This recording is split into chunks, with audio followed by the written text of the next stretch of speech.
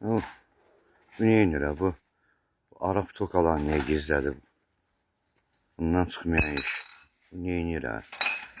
Açma. Ha. Ne olur sana? Sizin zibilleriniz de sizin zibilleriniz. Niye, ne olur? Zehirmarı içip tulluyorsunuz buraya, tulluyorsunuz oraya. Neyinir iş be? Ne inirsiniz? Haberiniz yoktu. Neden? Ne olur? Görsen çay içirəm. Ha, ne acaba sen Nati ne? müəllim dünənləri zəng elədi. Ha, Xəbərdarlıq elədi. ne diyor? Dedi onlara tapşır ki, araq. Ha. Ancaq bayramdan bayrama içsinlər. Ayrı vaxtı içməsinlər. Onu biz kefteyiz ki biz. Neyin kimindəsiniz? He? Bizdə- Diyelim ki dedi ki bayramdan bayrama içsinlər.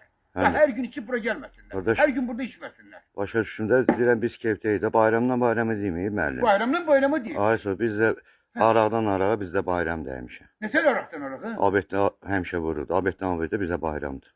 Değil mi? Ha vaxt siz içirsiniz onda siz bayram olursunuz. Yəni də Abeddən Abeddə. Müəllim özü deməyib onu.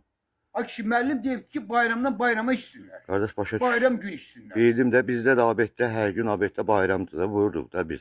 Özü deyil öz sözünü. İndi bir nöbette içip bayram edeceksiniz. Ha, biz Gedin de için. Gedin için özde bir gün gelecek. Sizin burnunuzdan tövmese ben hep sanırım yok.